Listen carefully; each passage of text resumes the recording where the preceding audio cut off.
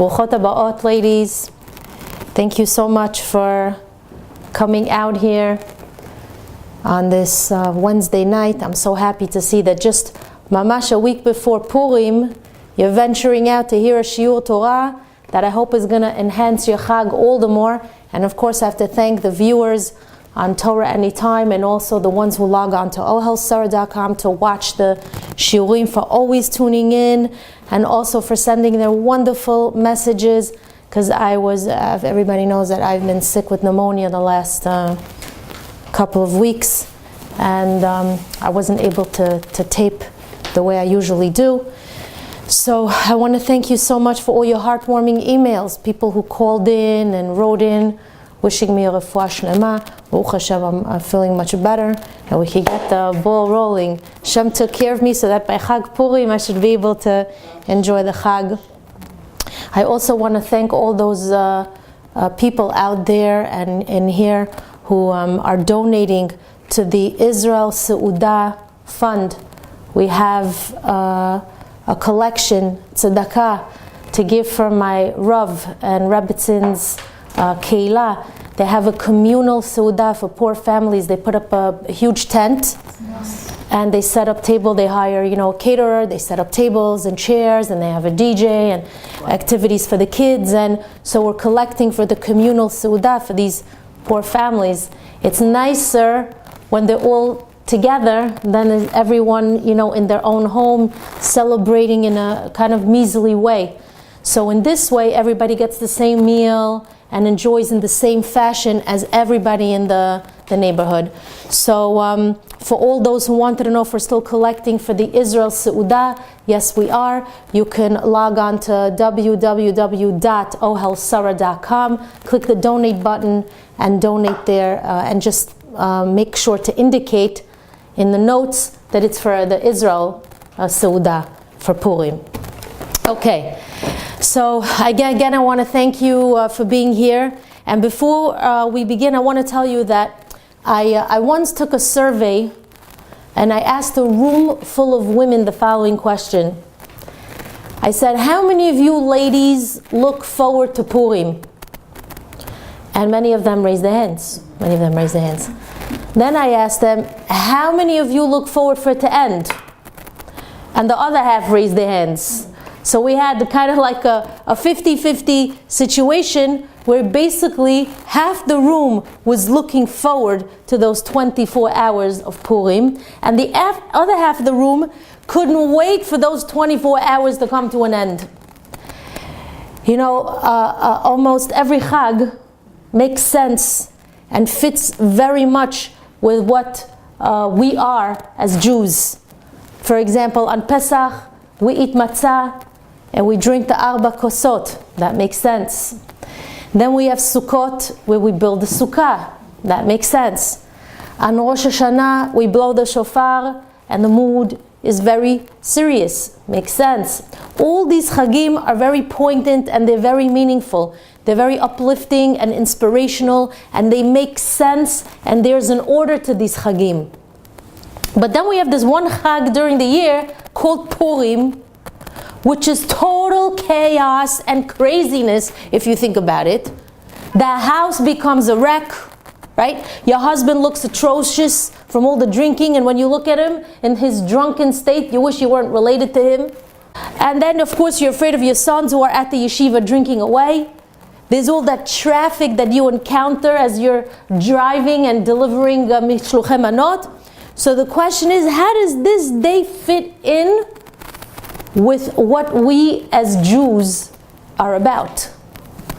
Basically, we have a Chag where we have 24 hours that are totally wild, drunk men everywhere, craziness, and a mess in the home, traffic everywhere.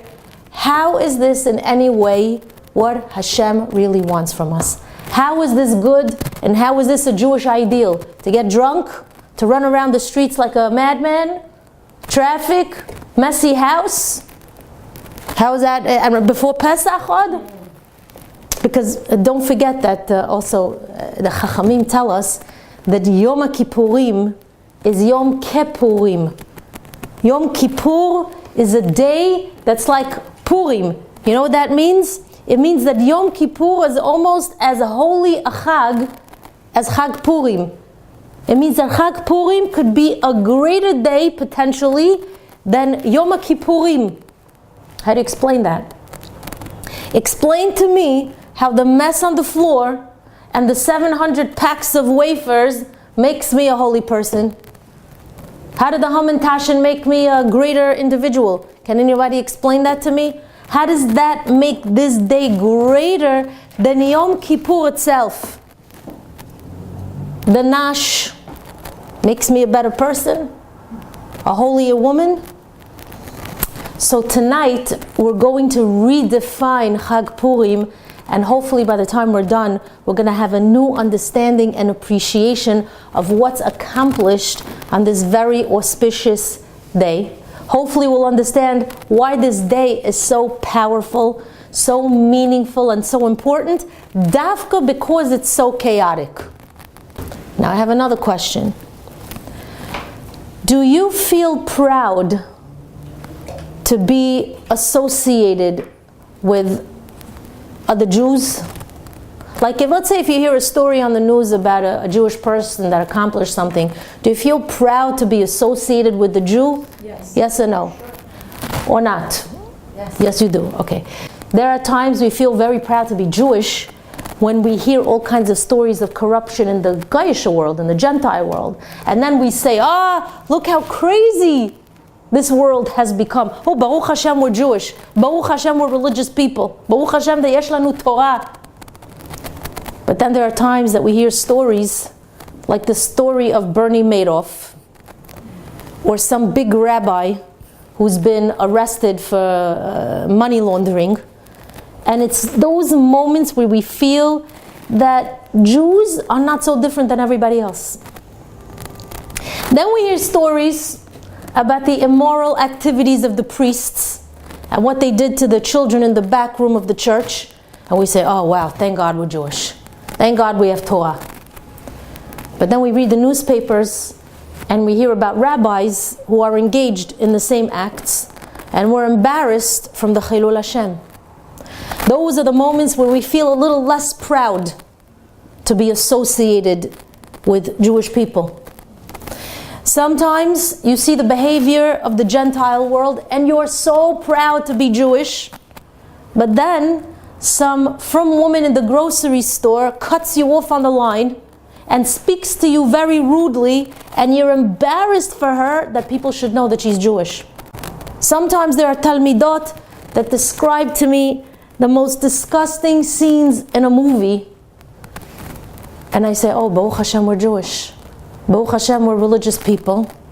But then that same talmidah tells me, oh, by the way, the actress in the movie, she's Jewish. She's Israeli. That's when the confusion hits you. Should we be proud to be associated with the nation called Am Yisrael or not? Is there something unique about us, or are we really just like everybody else?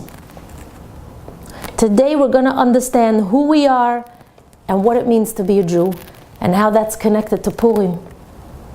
So in order to explain that idea, we're going to discuss the story of Purim. Now, everybody here knows the story, and I'm sure many of us feel that the story is a very interesting, fascinating, and important story for all generations. But there are people who think that the mefarshim, the commentaries on the story of Purim, they're a little bit exaggerated. I'll give you an example. The Rabbanim tell us that Mordechai was so great, he was like Avraham Avinu. Now wait just a second here. I understand that Mordechai was great, but Mordechai never spoke to Hashem. He never went up to Har Sinai, to the heavens, to bring down the Torah. He wasn't considered a formal Navi. He wasn't the founder of the Jewish people. How could you ever say that he's as great as Avraham Avinu? Not only that, but some Rabbanim say that Mordechai was so great, he was like Moshe Rabbeinu. Like Moshe Rabbeinu. Moshe was the greatest leader to ever live. How could you even compare Mordechai to Moshe Rabbeinu? it seems exaggerated. Not only that, but the Rabbanim tell us that during the time of Purim, Bnei Israel fully accepted the Torah upon themselves again. Could somebody explain that to me? This was some story. We were threatened with annihilation, so Bnei Israel were obviously afraid. What did they do? They gathered together, they fasted, they prayed to Hashem to save them. And you were telling me that that whole gathering and the fact that they accepted the Torah was on a greater level than the Jews on Har Sinai? So what is this? I mean, doesn't that statement seem a little bit exaggerated, a little overrated? Well, we understand that what happened in Persia was a very nice story. We were threatened with extermination and we were saved. And by the way, you should know that the entire story took place within a matter of a few weeks. From the time that the decree against the Jews was sent out until Haman was hung, it was a couple of weeks, maybe 2 weeks, the whole story. So it's a nice story, but how is this so powerful? Not only that, but Chachamim tell us that when Achashverosh removed his ring and gave his royal ring to Haman, that act was made public to the whole world, and to the Jews especially, and it was so powerful and so effective that it affected the Jews much more than all the warnings and all the prophecies of all the Nevi'im combined. Do you understand what the Chachamim are saying over here? The fact that Achashverosh removed his royal ring and gave it to Haman, that act was more powerful than all the warnings and all the musar of all our holy Nevi'im in Jewish history combined. So all these perushim sound very strong and even somewhat exaggerated. So we have to try to understand this story. And once we redefine the story, we'll understand these questions a little better. And then we'll understand what it means to be a Jew. What it really means to be a Jew. Hopefully you'll understand why Purim is such an amazing and inspiring day. As chaotic as it is, and because it's chaotic as it is, it's so special, and we're going to learn why by the end of the shiur. Now, we spoke about this idea in one of our recent Purim classes, but how were the Jews referred to in Megillat Esther? They are called Yehudim. Yafeh. We also said in the previous classes that there's no mention of the word Yehudim in all of Tanakh. Later on, in Sefer Melachim Bet, the word is mentioned, but even then, it's not referring to the Jewish people, but rather the residents of Malchut Yehuda. If you were living in Yehuda, you were considered a Yehudi. So the Jewish people are always referred to throughout Tanakh, either as Bnei Yisrael or just plain Yisrael.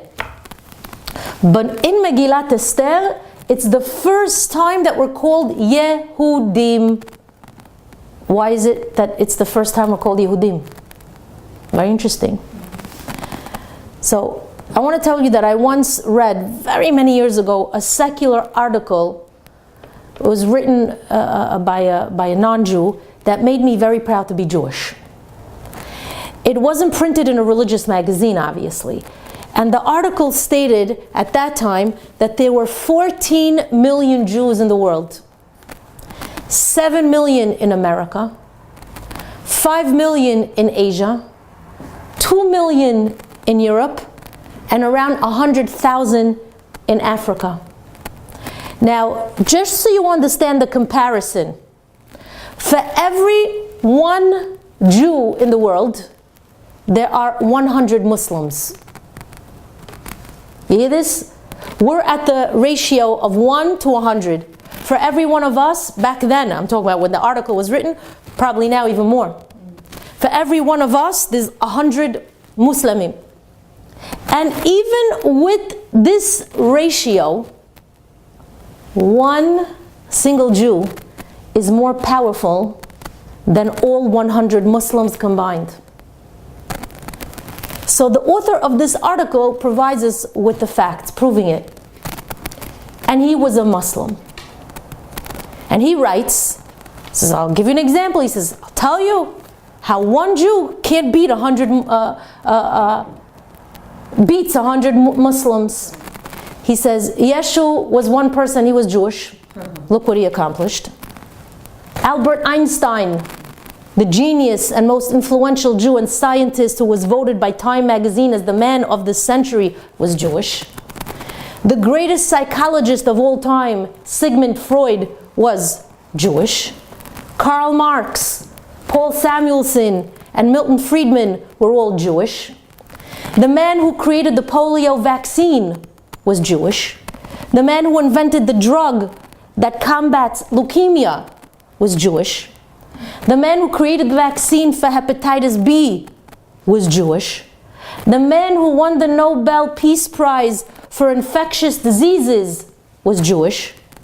The man who won the Nobel Peace Prize for neuromuscular transmission was Jewish.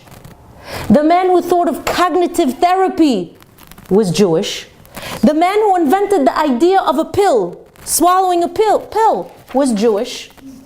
The Nobel Peace Prize winner for the mastery of the human eye was Jewish, as well as the one who made up the idea of embryology. He was also Jewish. Wait a second, it's not over. And I'm only reading you part of the list of the what was written in that article. The man who created the dialysis machine was Jewish. And the list is endless. And he writes in the article, over the past 105 years, we're not even talking about before and after, the Jews won a total of 180 Nobel Peace Prizes. How many did the Muslims win? 3. Okay, we continue. That's just to give you an idea that one Jew could accomplish what 100 Muslims cannot. We continue. The man who created the microprocessing chip, what you see in a computer, was Jewish. The man who thought of the nuclear reactor was Jewish. The man who made optical fiber. The man who invented the traffic light. The man who invented stainless steel. And the guy who taught us about the sounds of music and how they travel, all these people were Jewish. The inventor of the microphone was Jewish. The inventor of the video recorder was Jewish. There are famous and wealthy people that are Jewish, like the man who owns Polo shirts, right? The company, he's Jewish. The man who owns Ralph Lauren is Jewish. Abraham and Strauss were Jewish. The owners of Levi jeans are Jewish. Jordache jeans, Jewish. There's more. The man behind the Starbucks conglomerate is Jewish. The guy who owns Google is Jewish. The man who runs Dell Computers is Jewish. Donna Karan and some of the most famous designers, fashion designers, are Jewish. And I'm just reading, I'm just going over a few of the names. And you read this article and you feel so proud to be Jewish, because look at all these powerful people, singular people. Look at what it means to be a Jew. Other religions don't have the ratio that we do. We are only 14 million people in the entire world, and look what we've done and look what we've accomplished despite the odds against us throughout the entire years of our Jewish history. Doesn't that make you proud to be Jewish? Yes. But in all honesty, this has nothing to do with why we should feel proud to be Jewish. It has nothing to do with it. The reason why we should feel pride in being Jewish is because we're going to look at the first man to ever be called a Jew. And he's the one who is going to make us understand what it means to be a Jew and to be proud to be a Jew. The pasuk in Megillat Esther says, Ish Yehudi haya beshushan habira. There was a Jewish man living in the capital city of Shushan. Ushmo, what's his name? Mordechai. By the way, it's and not It's not Mordechai. It's not a segol. It's If you look at the Megillah, it's Mordechai. It's a kamatz. Mordechai. And his name is Mordechai. He was the first person to be referred to as Ish Yehudi. He was the first man to be called a Jew. Why? So I'm going to explain some aspects of the story of Purim that I'm sure you already know, but I'm going to explain it to you from a different perspective so that you get an idea of what the story was really all about.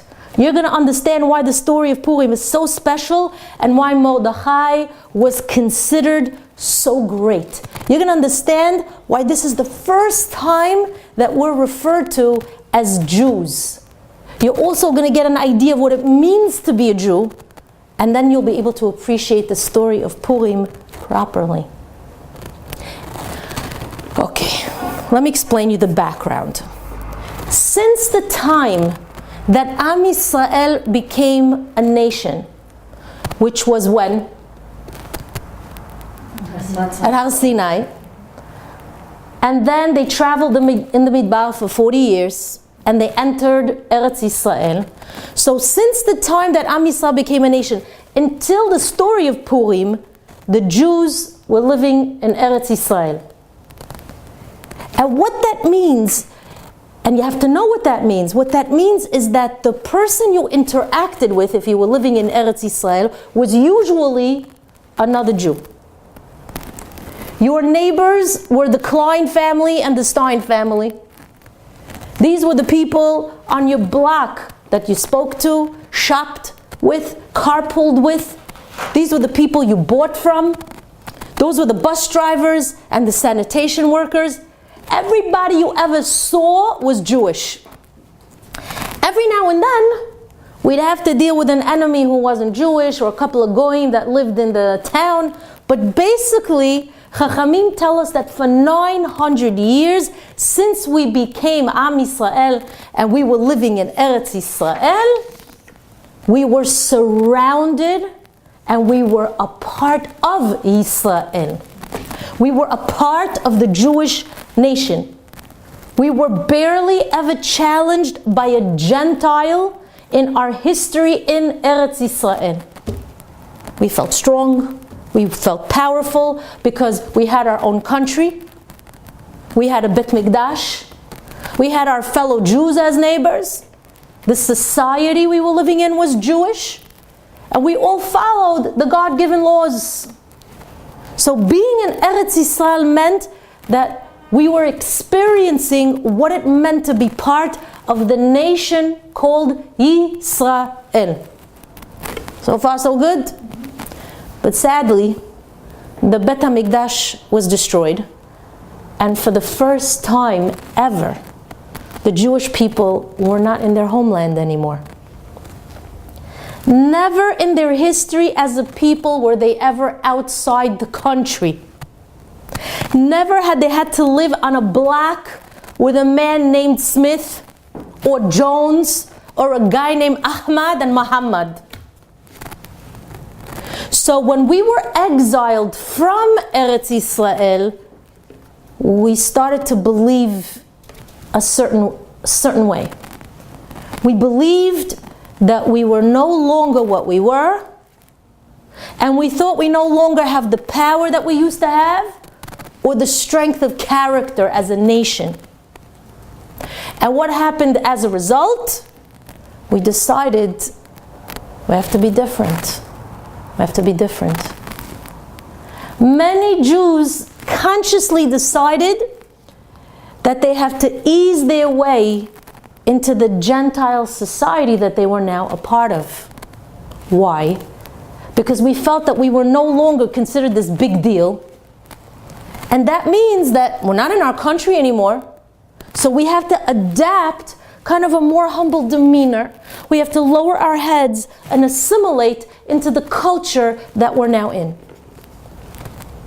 And I want you to know that it was a big deal that the Jews attended Ahasuerus's party and that they ate there, because it demonstrated the new philosophy of Judaism that many Jews sadly adapted.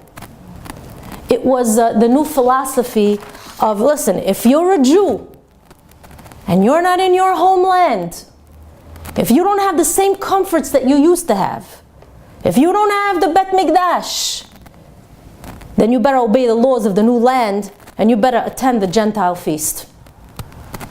And not only that, but when you leave that party, don't forget to bow down to Haman HaRasha, because you're a nobody. And he's now become the great, mighty, powerful right-hand man of the king. If you're not in your homeland anymore and you're not with the same neighbors, who do you think you are exactly to think that you shouldn't attend the party? Who do you think you are to make your own decisions? After all, you're under somebody else's dominion for the first time in your history since Egypt. You have no other choice but to obey the authority and direction of your new rulers. And that's the Persian government. And that's why almost every Jew attended Ahasuerus's party. And that's why they bowed down to the likes of Haman. They did it because that's what they understand being Jewish was at that point in history. Being Jewish at that point means you have to adapt to the society that you're living in. And unfortunately, that mindset hasn't changed. Today, many Jews think that they have to assimilate and be part of the culture and society they live in. Many Jews have this kind of self-loathing mindset where they don't think Am Yisrael is so important. We're not such a big deal anymore. Ladies, the entirety of the Jewish people changed at that time long ago in Persia. In their minds, this was the correct decision because they thought that if we were in our own country and had the Bet HaMikdash, of course then we have the right to walk around like Bnei Israel out in the open. But now Bnei Israel are gone. The nation no longer exists. We're not in our homeland. We don't have our country anymore. We don't have a place that we can call our own. And that means we don't have the power we used to have. But then one man, an Ish Yehudi, came along and said, guys, you have it all wrong. You know what Ish Yehudi means? Chachamim tell us that in the word Yehudi, the Hey and the letter Chet are interchangeable. The Hey we'll discuss later. Well, the Hey we're going to discuss later. I just want to, in the word Yehudi, the word Hey can be interchanged with the letter Chet.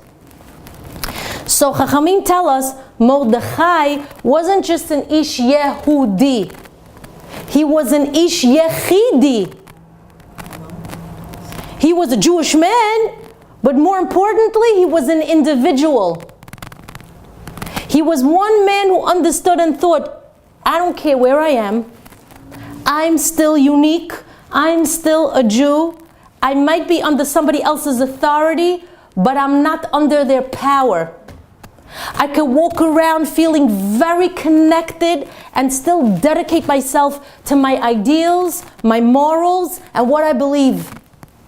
So Mordechai was the first person ever to be challenged in this way. He was the first person ever to be thrown out of his country, exiled. Wait. One thing at a time. Still believing that he was special and that Am Yisrael was still unique. Even though the world isn't treating me that way anymore.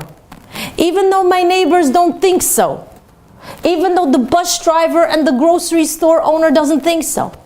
Even though the government and the people above me don't think so, it doesn't matter because I think so. Ish Yechidi Haya Beshushan Habira. There was an individual a powerful and unique man who understood what he was and who he was, no matter where he was. But guess what? No one else understood this. No one. Nobody else.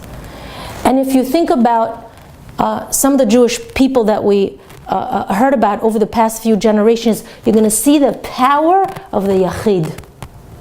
Nobody else understands sometimes but the Yachid. And I'll give you a few examples of people who had the attitude and the spark of the Ish Yachidi. Take, for example, Rav Moshe Feinstein, alav shalom, who came to this country and understood what it really means to be Jewish. It didn't matter to him what the streets of America were supposed to look like. He adhered to a higher calling, and in the middle of the Lower East Side in Manhattan, he created a center of Torah. He didn't care. Take Reb Aaron Kotler, alav shalom.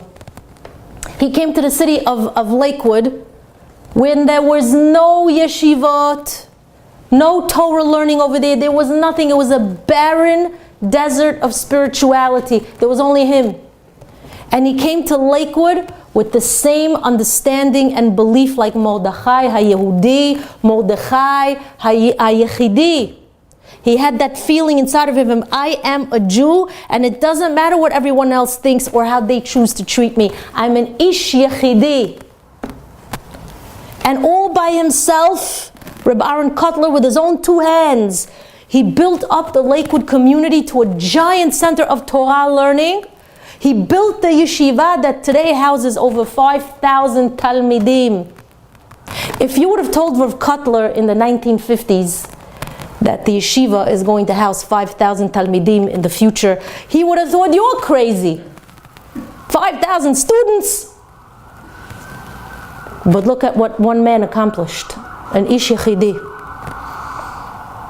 Rav Ovadia Yosef alav shalom understood what it means to be a Sephardi Jew. When there were no yeshivot or Torah centers in Eretz Yisrael for children from Sephardi backgrounds, he helped build schools and organizations that helped the Sephardi world get back on its feet. He didn't care if everybody's driving around in sporting new cars. He didn't care what the people were doing on Yom Kippurim, or what they're choosing to eat, or how they're celebrating their Pesach. He didn't care what the Ashkenazi world thought at that time about the Middle Eastern Jew, and they didn't think of us so nicely. He understood what it means to be an Ish Yehudi, an Ish Yachidi, a singular and individual person. There were great people who understood what it means to be an individual. It means you don't have to do what everybody else is doing. Be unique. So let me tell you a story about one man. Have you ever been to a Rebbe's wedding? Hasidim. I've been to one. I've been to a few. The average religious wedding has about 300 to 400 guests. Be'erich. The Rebbe's weddings have 20,000 in attendance, and I'm not exaggerating. They put up bleachers, they rent stadiums, sometimes basketball stadiums, football stadiums, and everybody stands on these bleachers and they participate, right? Thousands. But you should know that when World War II ended, it was not like this. The Hasidim suffered a great blow, and by the time the war was over, they were reduced to almost nothing. But the famous Satmar Rebbe, alav shalom, Rav Yoel Teitelbaum, a few weeks after World War II, found himself in one of the DP camps in Switzerland. And before Shabbat, he told his shamash the following. He went over to him and says, "Can you do me a favor, Rabid, and try to find me a shtreimel and a gartel?" A shtreimel is those furry hats that they wear on Shabbat, and the gartel is the belt that they use when they daven. And the shamash couldn't believe it. He says, "Rebbe, Shabbat is coming soon. Our entire world was turned upside down. Everybody we know is dead or crying. Is this really so important now, a shtreimel and a gartel?" And the Rebbe said, "I'm asking you to please get me a shtreimel and a gartel." Okay. The shamash went around looking for the items. Lo and behold, he found the items. So that Friday night, the Rebbe was walking around the DP camp with his long coat, a gartel, and a tall, beautiful shtreimel. He's walking around like this. And the shamash is walking around broken, tired, and with tattered clothing. Of course, people were staring at them. So the shamash turned to the Rebbe and he says, Rebbe, everybody's staring at you. Everybody's looking at you. And the Rebbe said, they're not looking at me. They're looking at you. Because you're the one who's not dressed the way a Jew should be dressed on the Shabbat. This is how a Hasidic Jew dresses on Shabbat. This is the pride we hold on to. The Satmar Rebbe was an Ish Yechidi, and he didn't care what the world thought or how they act. He understood what he was and who he was and what's inside of him. So if you look at the word Yehudi, like we said earlier, we said it has the letters of Hashem in it, right? We have a Yud, we have a Hey, and we have a Vav. Where's the other Hey, we asked earlier? Where's the other Hey? Chachamim tell us, if you take the letter Daled, and then you take the Yud upside down and you put it here, what happens? It becomes you get another Hey, which completes Hashem's name. Understand? Hashem's name. So a Yehudi is a Jew who walks with God inside of him. It's a Jew who has pride in the fact that he's a Yareh Shamayim, that he fears God. During the story of Purim, only Mordechai HaYehudi understood what being a Jew really meant.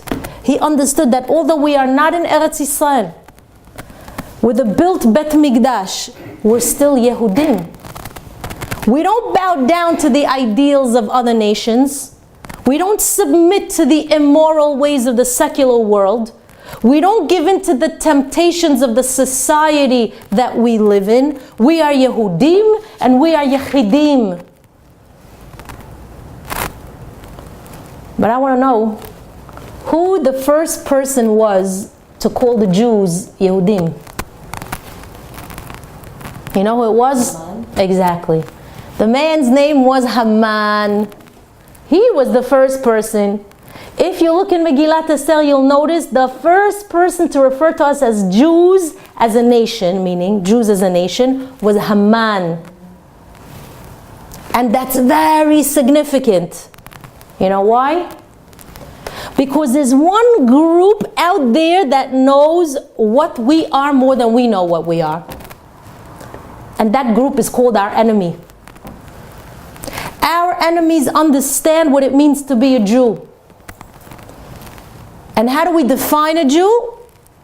Ask Haman, because he's got it right. He's got it right. He understood that a Jew has Hashem inside of him. He understood that we're unique and we stand alone. That's what he said about us. Yesh am echad. Echad comes to the Lashon Yachid. Hashem is echad, hu yachid umeyuchad. He realized that a Jew means he's a Yechidi because every Yehudi has Hashem's name inside of him. His neshama and body is all encompassing Hashem. Now remember that article that listed all the statistics that I mentioned to you? I told you, who wrote that article? A Muslim.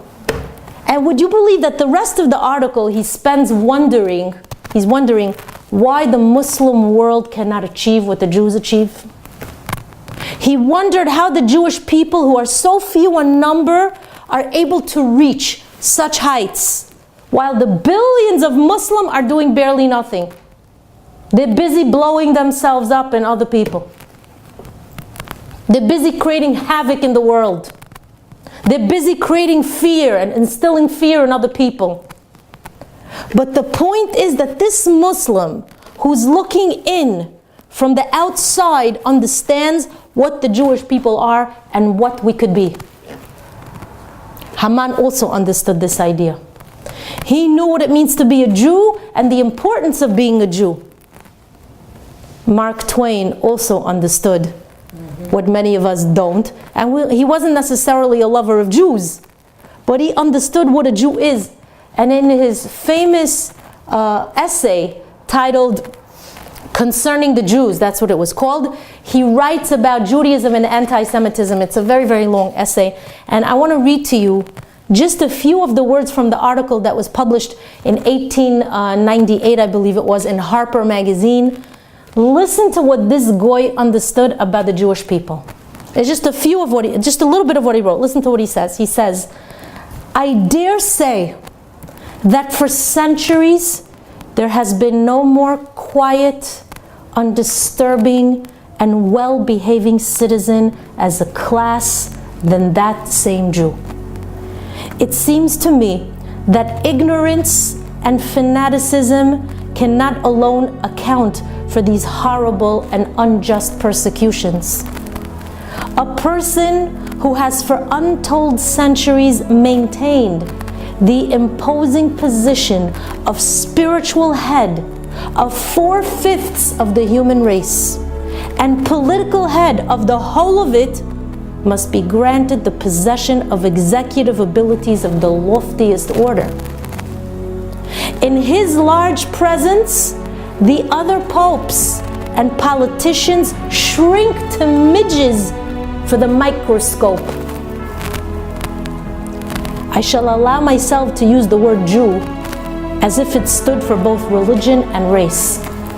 The Jew is not a disturber of the peace of any country. Even his enemies will concede to that. He is not a loafer, he is not a sot, he is not noisy, he is not a brawler nor a rioter, he is not quarrelsome. In the police court's daily long roll of assaults and drunk and disorderlies, his name seldom appears. That the Jewish home is a home in the truest sense is a fact which no one will dispute. The family is knitted together by the strongest affections. Its members show each other every due respect, and reverence for the elders is an inviolate law of the house. When he is well enough, he works. When he is incapacitated, his own people take care of him, and not in a poor and stingy way, but with a fine and large benevolence. His race is entitled to be called the most benevolent of all the races of men. The charitable institutions of the Jews are supported by Jewish money and amply. The Jews make no noise about it. It is done quietly. In benevolence, he is above the reach of competition. In a population of 48 million, of whom only 500,000 were registered as Jews, 85% of the brains and honesty of the whole was lodged in the Jews. In estimating worldly values, the Jew is not shallow, but deep. With precocious wisdom, he found out in the morning of time that some men worship rank, some worship heroes, some worship power, some worship God. If the statistics are right, the Jews constitute but 1% of the human race. Properly, the Jew ought hardly to be heard of, but he is heard of, has always been heard of. His contributions to the world's list of great names in literature, science, art, music, finance, medicine, and abstruse learning are also way out of proportion to the weakness of his numbers. He has made a marvelous fight in this world in all the ages, and has done it with his hands tied behind him. All things are mortal but the Jew. All other forces pass, but he remains. What is the secret of his immortality? Yes? This is truly how the secular world sees us, ladies. They see the Ish Yechidi in the Ish Yehudi. Some of us don't see the Ish Yechidi in the Ish Yehudi. Some of us don't even see the Ish Yehudi. So moving on. Esther HaMalka, Alea Shalom, sends a message to Mordechai, and she says the following. She says, Lech knos et kol HaYehudim. Go and gather all the Jews. Why? What is she trying to tell Mordechai? By the way, Megillat Esther contains many firsts. It's the first time we were exiled from Eretz Yisrael. It's the first time a man is referred to as a Yehudi. And this is the first time where it's documented that we gathered as Jews. Esther asked Mordechai to go and gather all the Jewish people. You know what that means?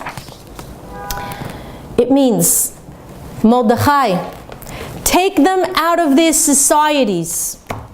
Bring them out of their low self-esteem. Make every single Jew realize that he's a Yehudi. Make every Jew realize what it means to have that pride, because it's not just you, Mordechai, who's the Ish Yechidi. Every single one of them are Yechidim. They're all individuals because they all possess Hashem's name inside of them.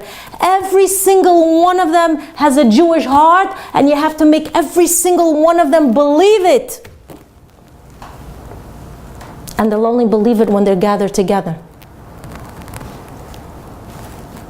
So at that moment, when Mordechai gathered the Jewish people, Chachamim tell us Hashem gave him the strength of Avraham Avinu. Because Avraham was the only person who stood alone against the entire world. And then we're told that Mordechai also received the koach of Moshe Rabbeinu's leadership. Because Moshe was the only manhig who was able to always gather the people and elevate the entire Jewish nation. And Mordechai, just like Moshe Rabbeinu, gathered the Jewish people and made every single one of them believe in their Jewishness. And that means, what it means to be a Jew is that we live and we adhere to a higher order, that we have greatness inside of us. So this is the first time, and it's unbelievably the first moment that the Jewish people were Jewish because they chose to be Jewish. For 900 years, they went with the flow. They were happy because they lived in Eretz Yisrael, because the Bet HaMikdash was standing. They identified themselves as Jews because everything about the way they lived was Jewish. You know, I mean, from their neighbors to the mode of dress, to the marketplaces that they were shopping in, everything was about being Jewish. But when they were exiled, everything changed, and they began to assimilate, and they became part of the cultural society that they were now living in. But in the story of Purim, it was the first time since they were exiled where all the Jews gathered together, Chachamim tell us, without a Bet Mikdash, without the Kedusha of Eretz Yisrael. The only Kedusha they had was the Kedusha that resides in every Jew. This was one of the first times since their exile that they realized what a Jew possesses inside of him. We finally understood what Haman understood we possess. Here it is. And every Jew at that gathering finally understood and learned that profound lesson.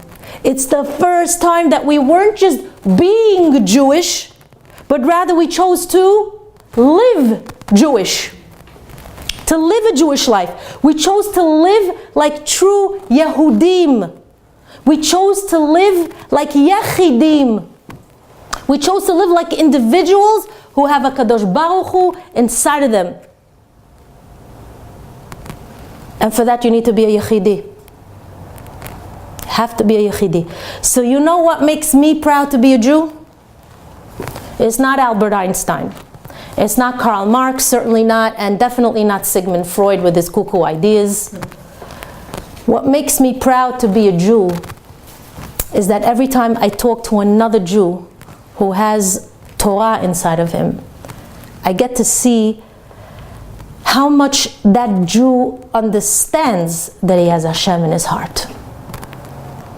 Almost every woman that I've come in contact with cares about her connection to Hashem, to Judaism, and she's trying to do what is right and just in the eyes of Hashem.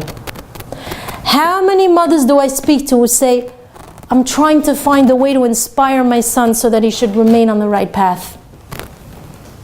That mother understands what it means to be a Jew. What about those people that I speak to who, lo alenu, experienced multiple tragedies in a short amount of time, plus their finances are failing, but they still have such emunah and bitachon in Hashem? Those people understand what it means to be a Jew. When I speak to divorced women who are older and still looking for their shidduch, they cannot seem to find a marriage partner. They believe that their situation is all from Hashem and they have faith in their future. Those women understand what it means to be a Jew. When I speak to a teenager who's struggling and she says to me, I'm tempted to do all kinds of things that my friends are doing, but I'm trying so hard to be different and to be good. That teenager understands what it means to be a yechidah. When I speak to the young married women who are influenced by their neighbors, and they say, you know, in my circle of friends, the mode of dress is not the most tsanua, and the shaitels are crazy long. So many of my neighbors are influenced by this circle of friends, and they're walking around looking like, I don't want to say what. But I don't want that for myself. I don't want that for my family. I don't want that for my husband. I want to attend more shiurim, and I want to learn more about Torah and what Hashem expects of me. I want to be a beautiful Jewish wife and mother according to Torah standards. That woman understands what it means to choose to be an isha yechidah, to be an individual Jewish woman. But really, I want to tell you something that I never understood. You know, there are a lot of things out there that the rest of the world does that goes against Torah ideals and values. And some of us know people who do things that the rest of the world does. We know of people, right? That's the truth. And if there's one person who's going to be completely honest with you, it's me. And it's not just because I'm Moroccan and Israeli and I tell you in your face. It's because I truly believe that honesty is really the best policy. But now, we could understand how somebody could become addicted to drugs. We could understand that. Or how a person could drink excessively. That's understandable. We can understand why people gamble and why they cheat in their business dealings. There are many things that are understandable even if they're wrong. But we can understand it. Doesn't mean it's right. But there's one thing that the world does that I have no understanding of it whatsoever. I saw it a lot in Eretz Yisrael when I was there, so I want to talk about it. I have zero understanding of why people get tattoos. Can you explain to me what goes on in the mind of a guy who wants a tattoo? Like, does he say, you know what, I'm a nice, big, strong, athletic man, so I'm just going to sit here in this chair and make myself ugly? Explain to me the idea of a guy engraving on his body pictures of dragons and castles, picture of his girlfriend who he's probably going to drop next year. It's art. Yeah, that's art. That's v'mamash art. There's a reason why the Torah doesn't allow that. It's such a grave, pardon the pun, sin, that a person with a tattoo, if you can't remove it, cannot be buried in a Jewish cemetery. But I heard that there was a famous basketball player who had tattoos from his feet all the way up to his neck. Explain that to me. Now, we think it's crazy. We think it's crazy, right? But do you know that 33% of the men in this country between the ages of 25 and 50 have tattoos? And 36% between the ages of 15 and 25 have tattoos. That's more than a third of the teenagers in this country. That means tattoos are not something you find on some random truck driver over here. It's all over the place. And even women are getting tattoos. I once saw a bald guy, I was going to Manhattan, a bald guy on the train, and his entire head was filled with tattoos. Long knives and dragons, names of people, phrases. Does anybody have an explanation for this?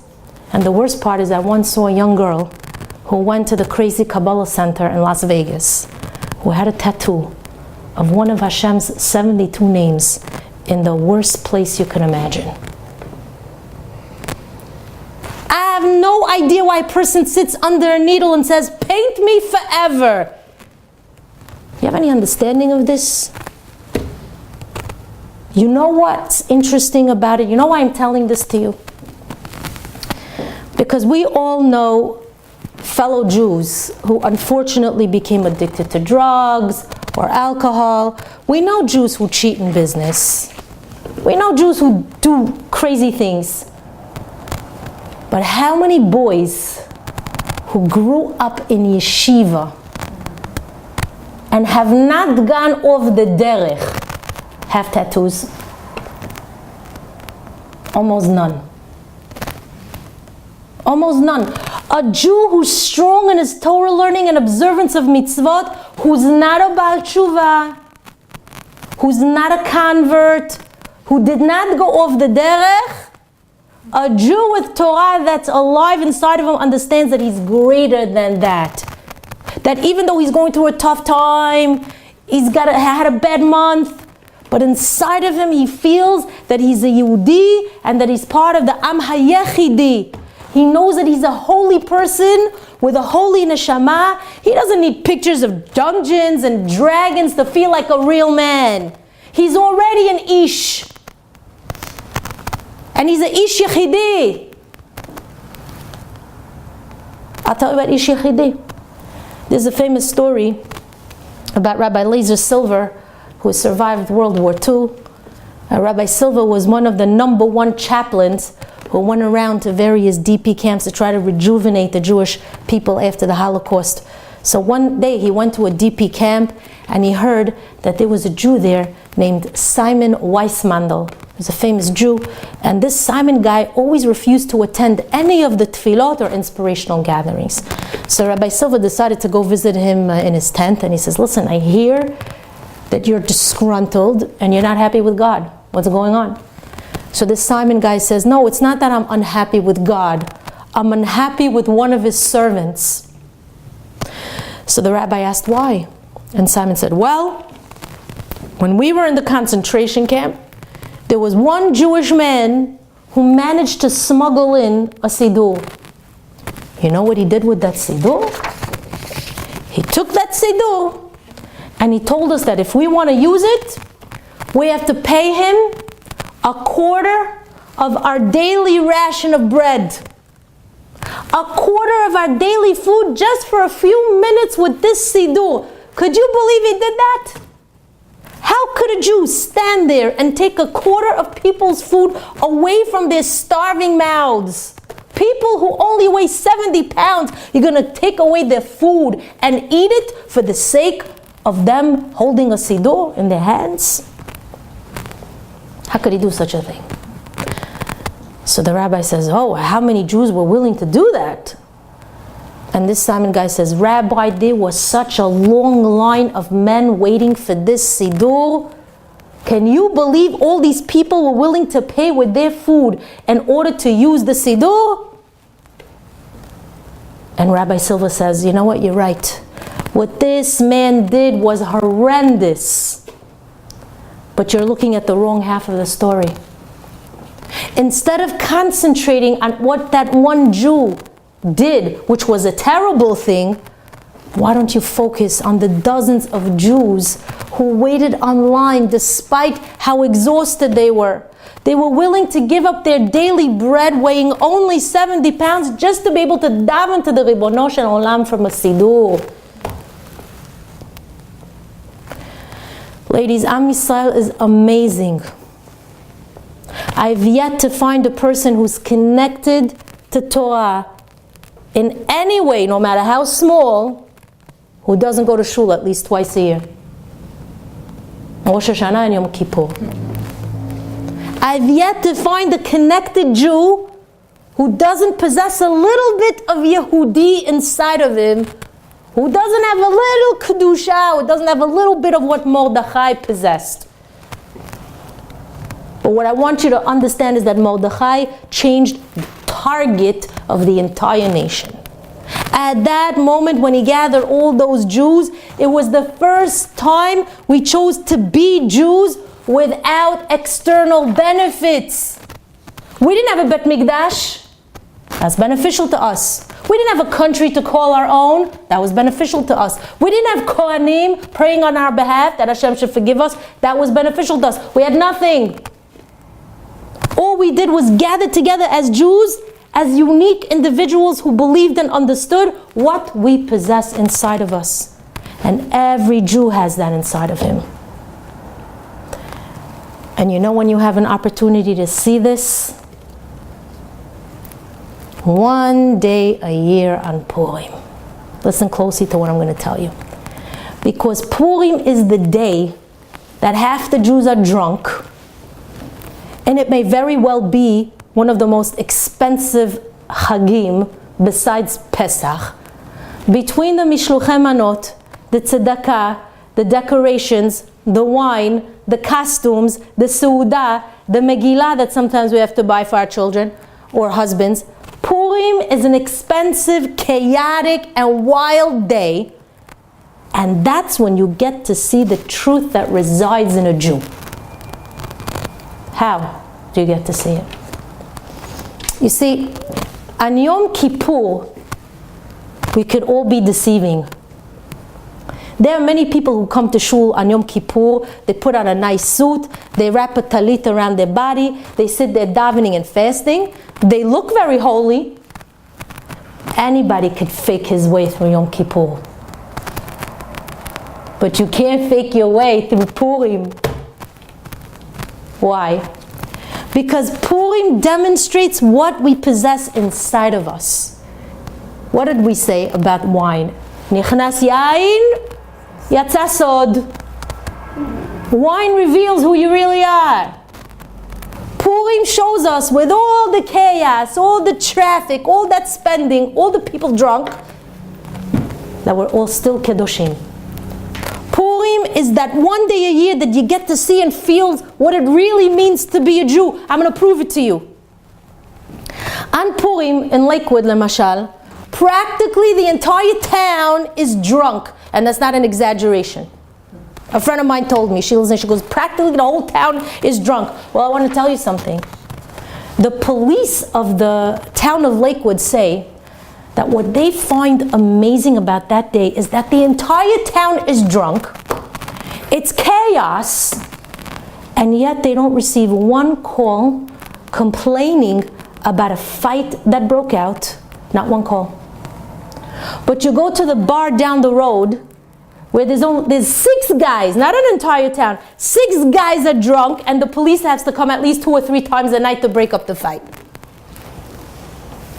Thousands of Jews are in v'nahafachu mode, and yet we see the ruchaniyut and godliness pouring forth from those boys on that day. Amid all that chaos, the mess, and the wildness, we could see through the Jew on that day, and we could recognize just how much of a Yehudi he truly is.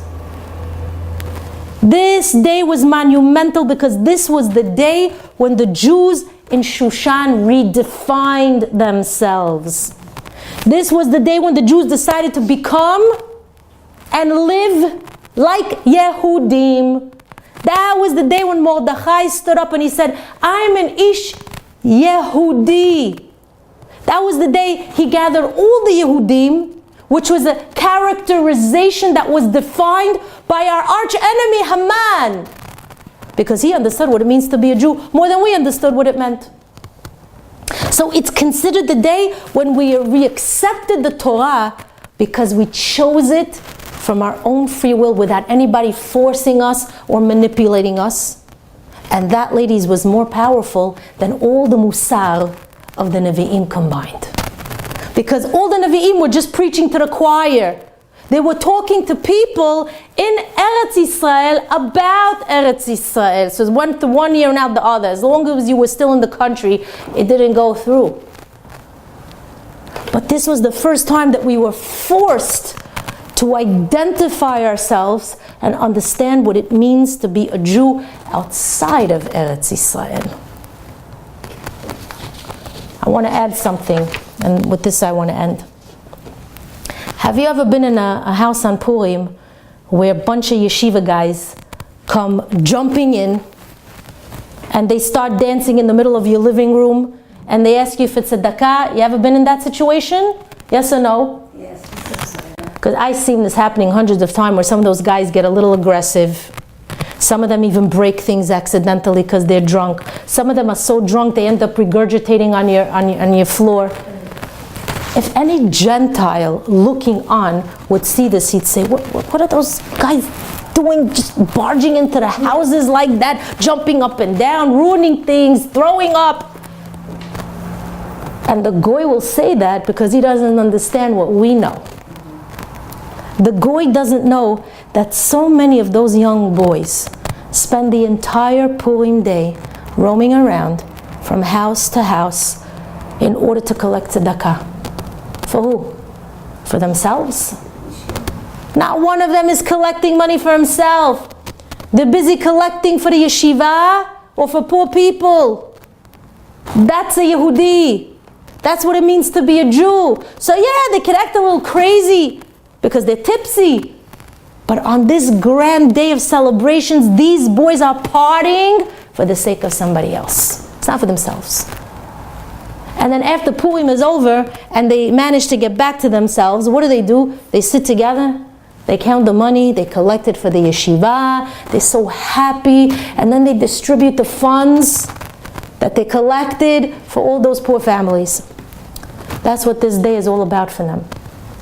It's about, and it's for us too, that's what this day is all about. It's about seeing what and who we really are and how powerful and great that day is.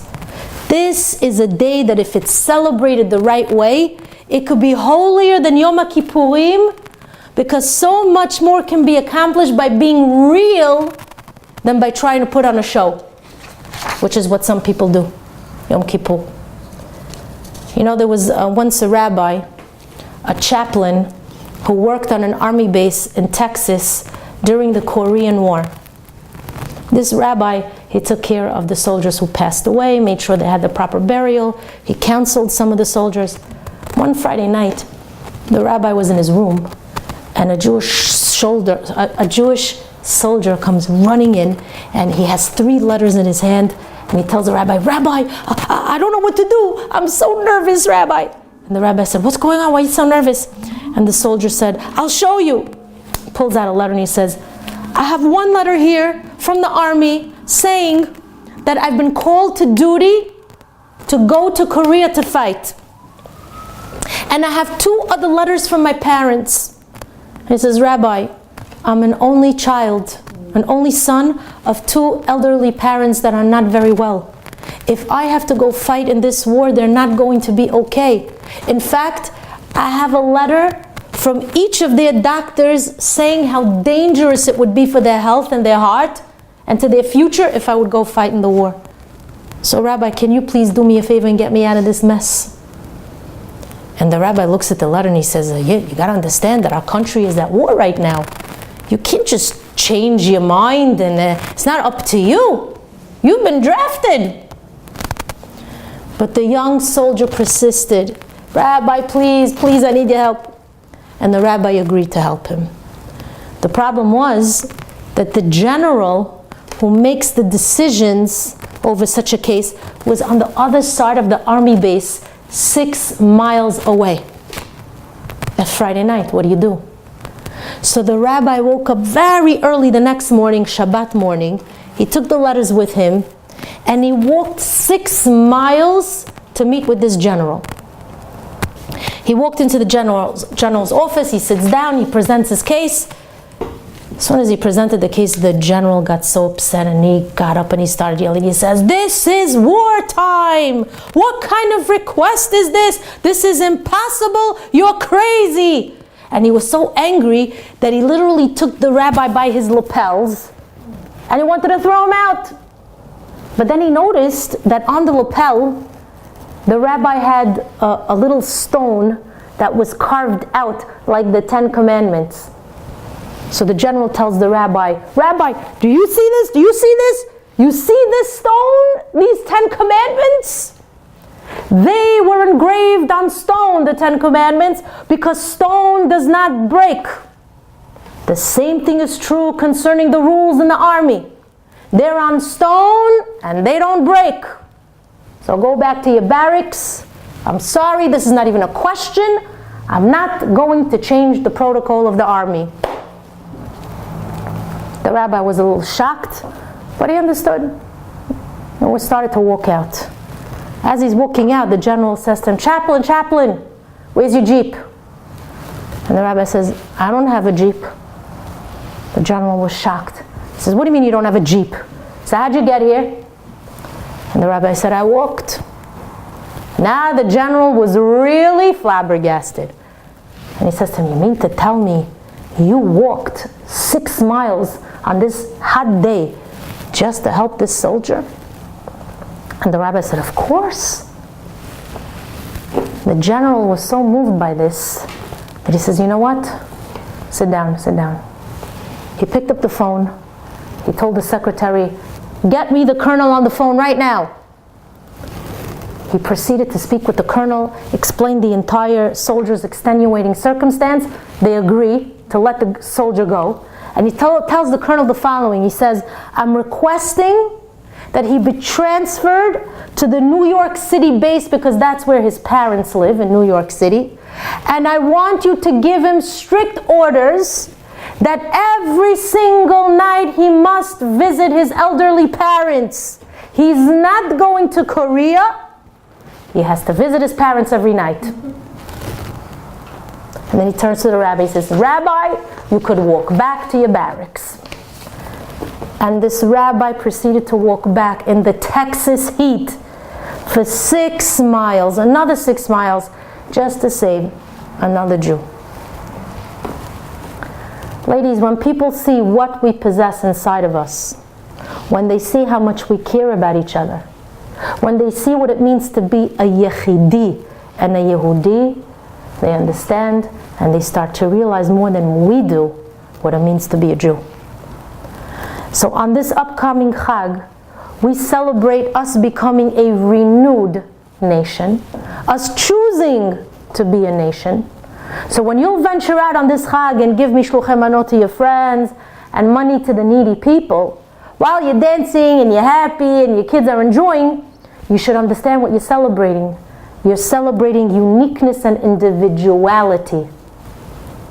That's an important thing. We're celebrating a day that could be greater than Yom Kippurim because we're celebrating something we cannot fake. It's very real.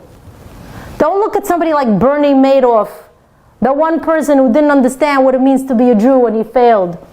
Look at the rest of the line of people waiting to give, waiting to sacrifice, because they understand what it means to be a Jew inside.